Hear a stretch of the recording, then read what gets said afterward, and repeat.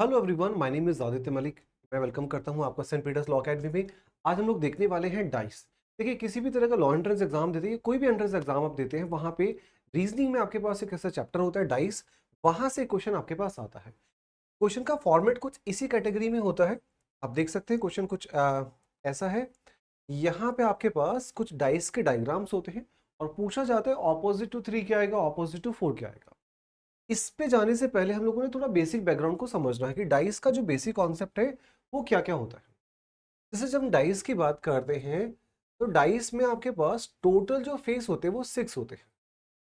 Dice basically क्या है, cube होता है। किसी भी क्यूब में 6 फेसेस होते हैं।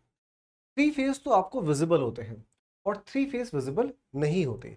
जैसे सामने वाले जो फेस है, ये 3 फेस तो आपको विजिबल है, लेकिन इनके जो पीछे वाले फेस है वो आपको विजिबल एक टाइम पे नहीं होते। जैसे इसके जस्ट ऑपोजिट में कहीं रहा होगा, इसके ऑपोजिट में नीचे रहा होगा, और इस साइड का ऑपोजिट इधर रहा होगा। तो किसी भी डाइस को आप किसी भी फॉर्मेट में कभी रखेंगे तो आपको 3 ही फेस होंगे, वो कोई भी 3 फेस एक टाइम पे विजिबल होंगे। अगर ये बनाने में आपको इशू आता है तो आप जनरली क्या है, डाइस को इस वाई की कैटेगरी में भी बना सकते हैं। इसका मतलब यही होता है, ये ऊपर वाला फेस आपने बना दिया, ये नीचे वाला कैटेगरी का एक आपके पास बना, और इधर से आपके पास एक तीसरा फेस बना। हम क्या करते हैं, सिंपली थोड़ा जल्दी करने के लिए डाइस को जनरली ऐसे 3 फेस से बना देते हैं, क्योंकि ये 3 फेस आपके पास इस तरह से होंगे, क्योंकि विजिबल फेस ही होते हैं, पीछे वाला फेस विजिबल आपको वैसे भी नहीं होगा। तो आप वाई बना सकते हैं, चाहे तो पूरा उसे क्यूब की फॉर्म में बनाए। अब क्या क्या चीजें हैं, डाइस होती है दो तरह की। एक डाइस होती है आपके पास स्टैंडर्ड डाइस, और दूसरी डाइस होती है आपके पास non standard dice. Standard dice कौन सी होती है? ऐसी डाइस जिससे हम लोग लूडो खेलते हैं। आपको पता है कि लूडो में फिक्स होते हैं।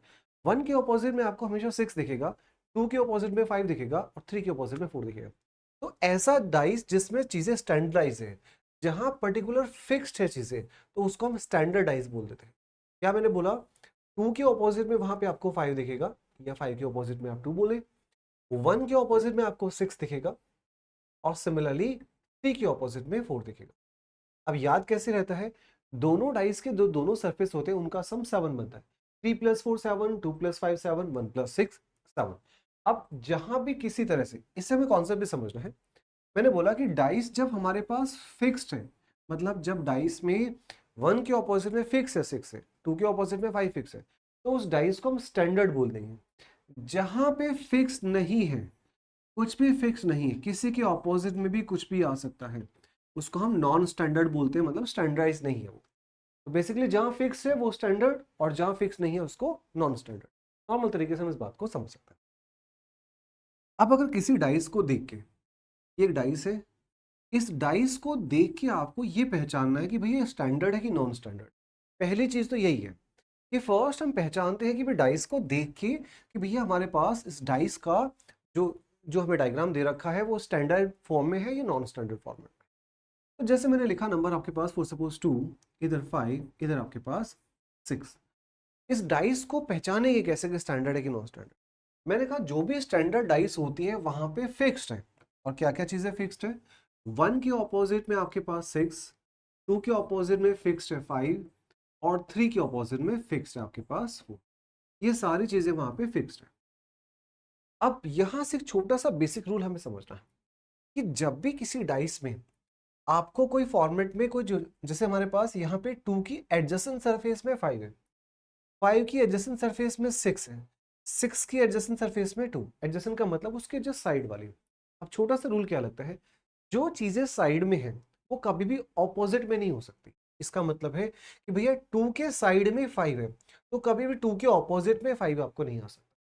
सिमिलरली 6 के साइड में 2 है, तो जब साइड में 2 है तो इसके ऑपोजिट नहीं हो सकता।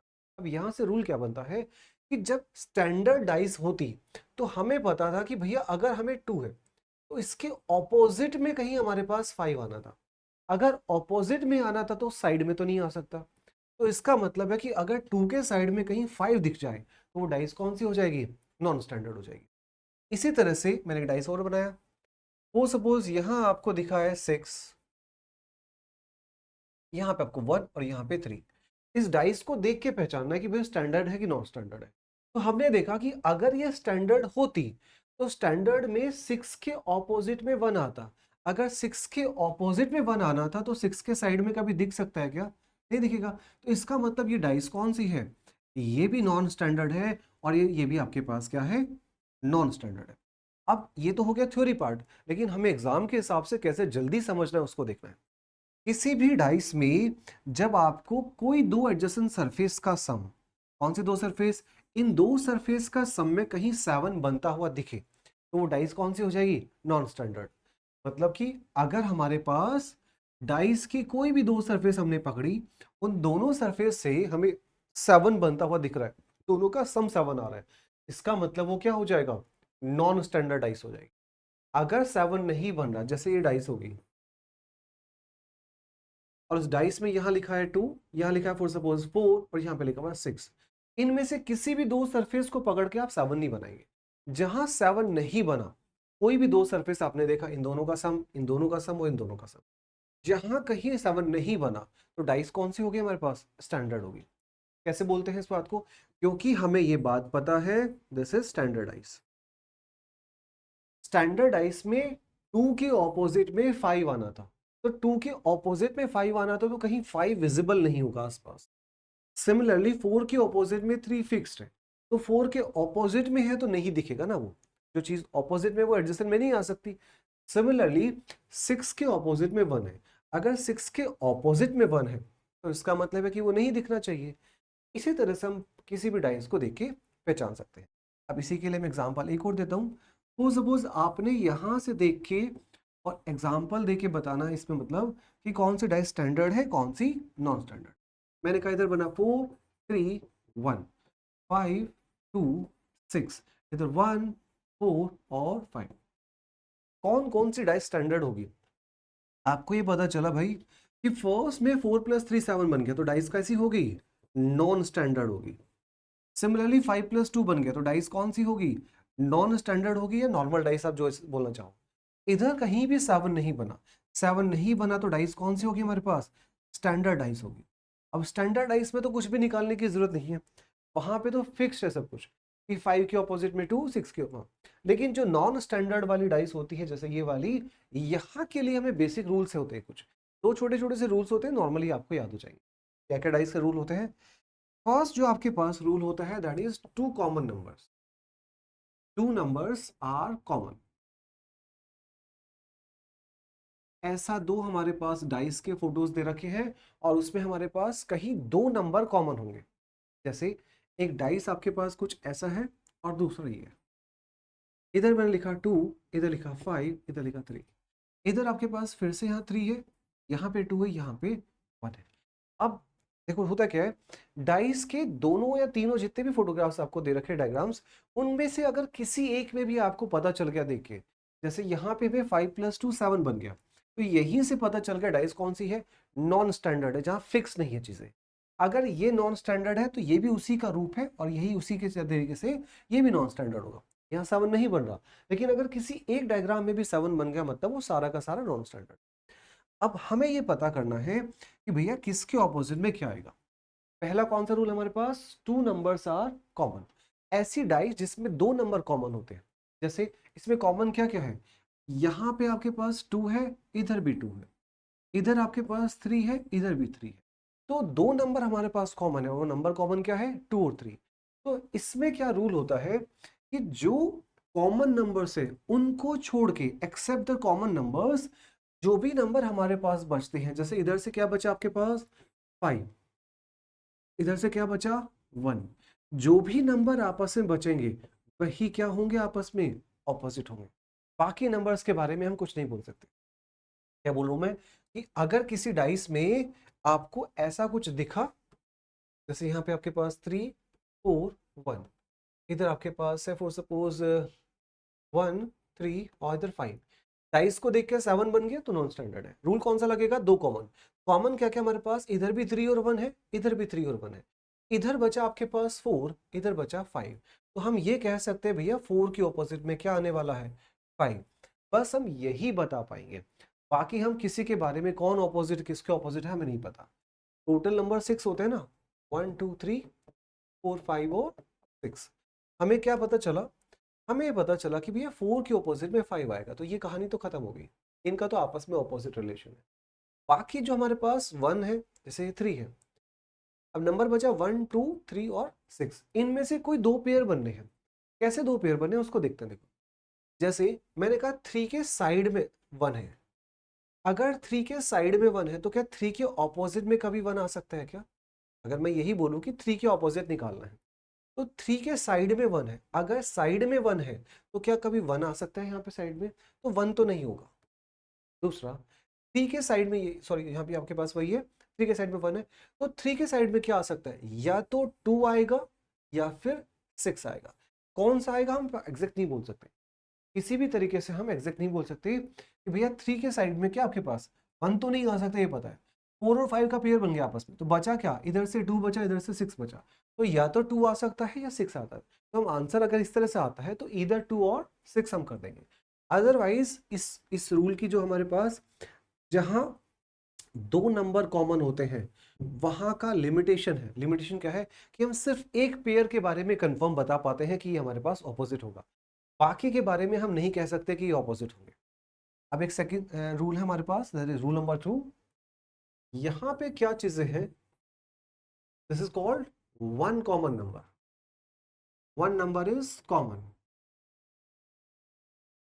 ऐसे डाइस के दो फोटोग्राफ्स, दो डायग्राम, जहां पे सिर्फ और सिर्फ एक नंबर कॉमन है। अब ये क्या होता है? मैंने दो डाइस बनाई फॉर सपोज, यहाँ पे इधर आपके पास 2 5 और 3, यहाँ पे 5, इधर आपके पास है 4, इधर आपके पास 1। जैसे डाइस दिखा तो पहले तो हमें पता करना है कि भैया स्टैंडर्ड है कि नॉन स्टैंडर्ड। तो 5 + 2 7 बन गया। 7 का मतलब क्या हो गया? डाइस नॉन स्टैंडर्ड हो गया। अब यहां से समझना है कि भाई इसमें क्या कॉमन है। इसमें आपके पास क्या है? दोनों में, इसमें भी 5 है और इधर भी 5 है। जब डाइस में एक ही कॉमन नंबर होता है तो हम क्या करते हैं? उस कॉमन नंबर को पकड़ते हैं और वहां से क्लॉकवाइज सर्कुलेट करते हैं। तो 5 के बाद 2 आएगा, 2 के बाद 3 आएगा, तो 5 2 3 ऐसा लिखती है इसको। पहले 5 आएगा, फिर 2 आएगा, फिर 3 आएगा। सिमिलरली इस कॉमन नंबर में क्या आएगा? पहले 5 आएगा, फिर 1 आएगा, फिर 4 आएगा। 5 1 और 4, जो जिसके ऑपोजिट में आया ऐसे, ये आपस में क्या हो जाएंगे? ऑपोजिट। 2 का ऑपोजिट 1, 3 का ऑपोजिट 4, और जो नंबर बच गया वो 5 का ऑपोजिट, दैट इज 6। इस तरह से हम कर सकते हैं। तो बेसिकली किसी भी डाइस में हम ऐसा डायग्राम ढूंढते हैं जहां पे एक कॉमन नंबर मिल जाए। 3 डायग्राम हो, 4 डायग्राम हो, उनके बेसिस पे आपको बस ऐसा ढूंढना है कि एक कोई कॉमन नंबर मिल जाए। जैसे ही वो कॉमन नंबर मिल जाएगा, वहां से बस आपको सर्कुलेट कर देना है ऐसे क्लॉकवाइज। इसी तरह से फिर क्लॉकवाइज फिर से चलेंगे। तो 5 के बाद 2, 2 के बाद 3, 5 के बाद 1, 1 के बाद 4। तो 2 का ऑपोजिट में 1, 3 के ऑपोजिट में 4, 5 के ऑपोजिट में 6। एक एग्जांपल और देता हूं मैं। और सपोज दो डाइस आपको ऐसा कुछ दे रखी है, यहाँ पे लिखा है 6 1 4, इधर लिखा है आपके पास फॉर सपोज 4 3 और 2। तो डाइस को देखना है, उसको पहचानना है कि भाई डाइस कैसी है, मतलब ऑपोजिट क्या है इनके। तो पहले पता चला कि भैया 7 बन रहा है, 6 + 7 भी बन रहा है, इधर से भी बन रहा है, कोई एक पे बनेगा तो भी आंसर सेम। हमें ये पता चला कि यहां से देखना है कि भाई कॉमन क्या है हमारे पास। इसमें भी 4 है, इसमें भी 4 है, तो जो भी हमारे पास है कॉमन, वहां से क्लॉकवाइज सर्कुलेट कर देना। पहले 4 1 और फिर 6, इधर से जब सर्कल करेंगे तो 4, फिर 3 और फिर 2। तो जो जिसके आपस में ऐसे ऊपर नीचे आया वही ऑपोजिट है। तो 1 का ऑपोजिट 3, 6 का ऑपोजिट 2, और जो नंबर बच गया वो 4 का ऑपोजिट, दैट इज 5। इस तरीके से हम तीनों पेयर के बारे में बता सकते हैं। अब फर्क क्या पड़ता है? जो दो नंबर कॉमन वाली कहानी थी, टू नंबर्स जहां कॉमन थे, वहां हम सिर्फ वन पेयर के बारे में बता पा रहे थे। कोई एक ही चीज थी जिसके बारे में हम कंफर्म बता पा रहे थे कि भैया ये आपस में ऑपोजिट हो। लेकिन जहां हमारे पास सिर्फ और सिर्फ एक नंबर कॉमन होता है, वन कॉमन नंबर वाला रूल जो हमारे पास, वहां हम तीनों पेयर के बारे में बता सकते हैं। 1 का ऑपोजिट 3, 6 का ऑपोजिट 2 और 5 का ऑपोजिट 4। तो हम सारे पेयर के बारे में बता सकते हैं, ऑल 3 पेयर्स। ठीक है, बातें समझ पा रहे हैं? हम लोग क्या है कि एक तरीके से किसी भी क्वेश्चन में, अगर एग्जाम में क्वेश्चन आता है डाइस से, तो हम ऐसा पेयर ढूंढते हैं जहां से एक कॉमन नंबर वाला आपको मिल जाए। जैसे कॉमन नंबर वाला मिल जाएगा, उसको हमने पकड़ना है, वहां से तीनों पेयर आपके पास आ जाएंगे। अब जिसके ऑपोजिट में क्वेश्चन में पूछा उसके बेसिस पे आंसर कर। ये बहुत बेसिक सा थ्योरी है, इसी के बेसिस पे डाइस के क्वेश्चन हो जाते हैं। इनकी तरफ चलते हैं। जैसे फर्स्ट क्वेश्चन में आपको पूछा ऑपोजिट टू 4 पूछा हुआ है, तो 4 के ऑपोजिट क्या आने वाला है? Opposite to 4। पहले देखा डाइस कैसी है, इधर 4 है, इधर आपके पास 3 है, तो 4 और 3 आपके पास क्या बन गया? 7। जैसे 7 बन गया तो हमें पता चला भाई कि डाइस कैसी है, डाइस नॉन स्टैंडर्ड है। और जैसे ही नॉन स्टैंडर्ड है तो फिर किसी आपको देखना है कि दो कॉमन नंबर है कि एक। आपने देखा इसमें भी 3 और 4 है, इसमें भी 3 और 4 है, तो जैसे पता चला दो कॉमन नंबर वाला है तो हम सिर्फ बता सकते हैं 1 के ऑपोजिट में क्या आएगा? 6। बाकी हम किसी के बारे में नहीं बता सकते। अब क्या कहानी बनी? टोटल नंबर थे 6, टोटल आपके पास 6 ही नंबर होते हैं। हमें एक पेयर यहां से पता चल जाता है, कौन सा? 1 का ऑपोजिट क्या है? 6। इनकी तो कहानी खत्म होगी। ऑपोजिट टू 4 हमें निकालना है, भैया 4 को पकड़ लिया। अब 4 के साइड में देखा कौन सा नंबर है? 4 के साइड में 3 और 1 है आपके पास। तो जब 4 के साइड में 3 है तो कभी ऑपोजिट में आ सकता है क्या? 4 के साइड में 3 है तो कभी ऑपोजिट आ सकता है, तो ये भी चला गया। इधर से भी कुछ एलिमिनेट कर पा रहे? 4 के साइड में 6 है तो ऑलरेडी एलिमिनेट है, 4 के साइड में 3 है तो ऑलरेडी एलिमिनेट है। अब नंबर बचे क्या? 4 का तो हमें निकालना है, नंबर बचा है 2 और 5। तो आंसर क्या हो जाएगा? इधर 2 और 5। तो 2 भी आ सकता है ऑपोजिट में और 5 भी आ सकता है, इधर 2 और 5। एग्जैक्ट हम नहीं बता सकते। आपसे पूछा है ऑपोजिट टू 1 पूछा होता तो हम बता सकते ऑपोजिट टू 1 6 आएगा। ऑपोजिट टू 6 पूछा होता तो हम बता देते कि 6 के ऑपोजिट 1 आएगा। लेकिन अगर कहीं गलती से आपसे 4 पूछा है तो 4 का मतलब है वो चाह रहा है कि भैया पहले तो एलिमिनेट करो और फिर इसके बेसिस पे देखो कि क्या क्या आंसर नहीं बन सकता। ठीक है भाई, नेक्स्ट क्वेश्चन की तरफ चलते हैं। सेकंड जो क्वेश्चन है, ऑपोजिट टू 5 पूछा हुआ है। अब आपने पहले देखा कि भैया कहीं 7 बन रहा है क्या? यहां से भी 7 नहीं बना, यहां से भी 7 नहीं बना, तो पता है ना कि 5 के ऑपोजिट में क्या आएगा? 4। तो कुछ करने की जरूरत ही नहीं है, क्योंकि यहाँ फिक्स्ड है। स्टैंडर्डाइज में तो 5 के ऑपोजिट क्या आने वाला है? 4 आने वाला है। अगर कहीं 7 बन जाता तो हम वो रूल देखते, कॉमन नंबर्स वाला। कॉमन वाला तो है नहीं हमारे पास, क्योंकि जरूरत नहीं है उसकी। आप अगर ऐसा देखेंगे भी ना, कुछ कॉमन है इसमें, 3 है, 3 है, 2 है, 2 है। आप अगर लगाएंगे तो भी लगेगा, इधर से 3 है, इधर से 3 है, तो सिर्फ एक ही कॉमन नंबर है। तो आपने क्या किया? 3, 5 और 1। इधर से 3, 2 और 6, इधर से आएगा आपके पास 3, इधर से आपके पास 3, 3 के बाद आपके पास आएगा 2 और 2 के बाद 6। अब ये पता है ना कौन किसके ऑपोजिट होने वाला है? 5 के ऑपोजिट 2, 1 के ऑपोजिट 6, और जो बच गया वो नंबर 3 के ऑपोजिट जो कि होगा 4। बट हमें निकालने की जरूरत नहीं थी। लगेगा तो रूल सब में, स्टैंडर्ड हो चाहे नॉन स्टैंडर्ड हो, रूल तो लगेगा ही, क्योंकि वो तो फिक्शन है। बट मैं ये बोल रहा हूँ कि जब जरूरत नहीं है तो हम क्यों अपना टाइम वेस्ट करें? हमें ये पता चला कि भाई डाइस स्टैंडर्ड है, 5 का ऑपोजिट पूछा तो तुरंत देखिए आंसर 4 लगाए, आगे बढ़ गए। आप लगाओगे तो बेसिक से भी आ ही जाएगा आंसर। नेक्स्ट क्वेश्चन देखते हैं। आप डॉट्स की तरह से दे दिया, डॉट्स भी वही काम करेगी जो आपके पास नंबर्स कर रहे थे। If there are 2 dots in the bottom, how many dots will be on the top? Basically ये बोल रहे हैं कि जहां 2 डॉट्स है उसका ऑपोजिट क्या आने वाला है। तो आपने 2 डॉट्स पहले देखेंगे कहीं 7 बन रहा है क्या? इसमें आपके पास 5 है, इसमें 4 है, इसमें आपके पास 6 है, इधर 2 है, ये 4 है और ये, कहीं 7 बनता आपको दिखा क्या? कोई दो सरफेस को पकड़ के 7 बना नहीं बना, इधर से बना नहीं बना। तो ऑपोजिट टू 2 पूछा तो आंसर क्या हो जाएगा? डायरेक्ट 5, क्योंकि डाइस कौन सी होगी हमारे पास? स्टैंडर्ड डाइस होगी, और स्टैंडर्ड डाइस में तो चीजें फिक्स्ड है। 2 का ऑपोजिट 5 आएगा। अगर आपको बेसिक से ही करना है तो कॉमन नंबर देखें, इसमें भी 4 है, 4 है आपके पास, तो 4 से आएगा 6 और 5, इधर से आएगा 4, 1 और 2। तो पता चला 6 का ऑपोजिट 1, 5 का ऑपोजिट 2 और 4 का ऑपोजिट क्या आने वाला है? 3। आपसे 2 का पूछा है तो आंसर क्या हो जाएगा? 5। आंसर निकालेंगे वही आएगा, बट निकालने की जरूरत नहीं है। एक और क्वेश्चन देखते हैं यहाँ से। अब ये क्या होगा हमारे पास? ये आपके पास हो गया थोड़ा सा एक तरीके से डायग्राम में, ना तो डॉट्स आई ना ही नंबर्स आए, बस सिंबल्स आ गए आपके पास। अगर सिंबल आ गए तो कुछ करना क्या है? बस आपको पहचानना कि भैया सिंबल को पहले हटाना कैसे है। ठीक है, सिंबल्स में अगर आपके पास है कहीं, तो सिंबल्स को आपने एलिमिनेट कैसे करना है। क्या पूछा गया है, ऑपोजिट टू, देखो किसका पूछा गया है, what surface will be on the top. कब टॉप पे हमारे पास, व्हेन द सरफेस डॉलर, अगर डॉलर बॉटम पे है तो उसका ऑपोजिट क्या आने वाला है।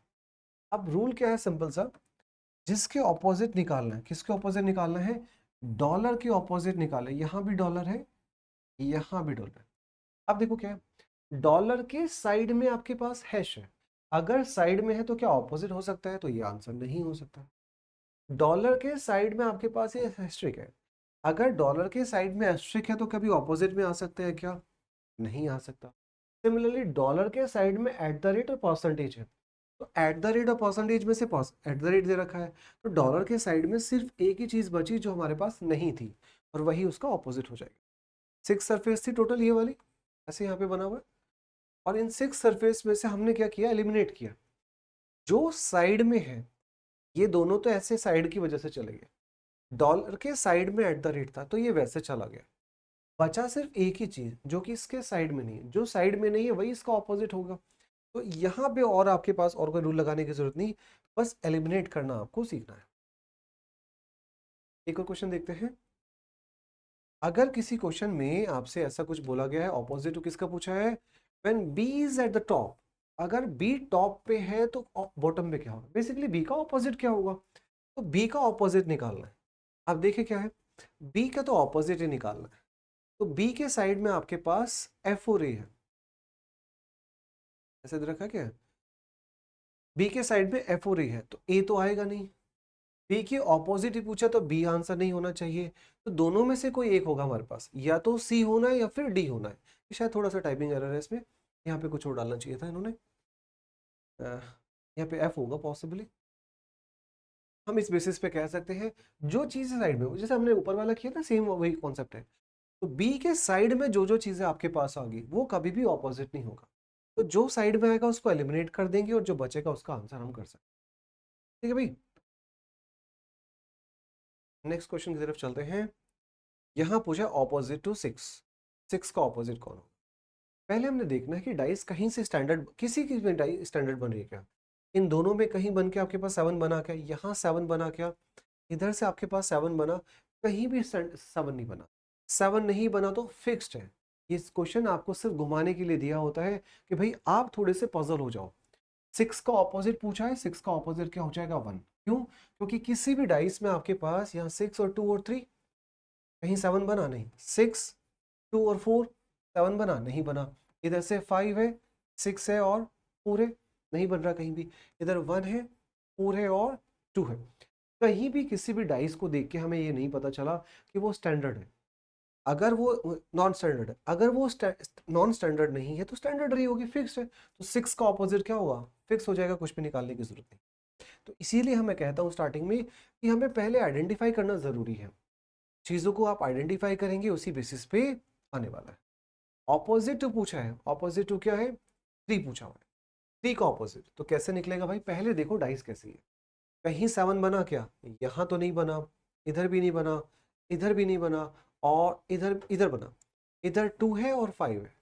अगर किसी एक डाइस में भी आपके पास 7 बन गया, दो सरफेस से, तो वो डाइस सारी की सारी कौन सी होगी, नॉन स्टैंडर्ड होगी।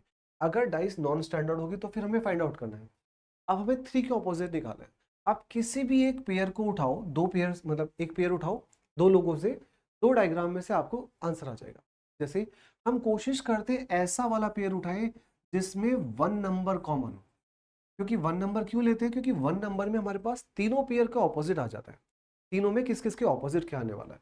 जैसे मैंने फर्स्ट और सेकंड डायग्राम देखा, तो फर्स्ट और सेकंड डायग्राम में इधर आपके पास 4 है, इधर आपके पास 4 है, और भी कुछ ऑपोजिट है क्या, और कुछ ऑपोजिट मतलब और भी कुछ ऐसा कॉमन है क्या, नहीं है। तो हमने इसी को किया, 4 5 और 6, इधर से 4 1 और 2, इसके ऑपोजिट क्या हो जाएगा, 3।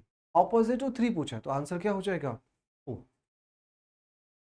5 के ऑपोजिट 1, 6 का ऑपोजिट 2 और 4 का ऑपोजिट 3। इसी तरह के क्वेश्चंस आपके पास है, ये सारे क्वेश्चंस आप कर सकते हैं, बेसिक चीजें हैं सारी की सारी। अगर आपको डाइस का बेसिक डायग्राम, बेसिक मेथड पता है कि कैसे क्वेश्चंस आते हैं एग्जाम में, तो यहाँ से आप पहले आप देखिए बेसिक कॉन्सेप्ट को, और उसके बाद फिर आप प्रैक्टिस करिए। इसी तरह के क्वेश्चन हमने डिस्कस किए हैं। आप टेलीग्राम चैनल को भी ज्वाइन कर सकते हैं, जहाँ पे मैंने कुछ परसेंटेज की भी बेसिक चीज़ें आपको इस चैनल पे करा रखी है। वहाँ से आप जाके देख सकते हैं और बाकी बहुत सारी चीज़ें आपको प्लेलिस्ट में मिलेगी जो आपके आने वाले एग्जाम में इंपॉर्टेंट होने वाली है। आई गेस ये वीडियो आपके लिए हेल्पफुल रहा होगा। आप इस वीडियो को लाइक करेंगे, सब्सक्राइब करेंगे और थैंक यू वेरी मच।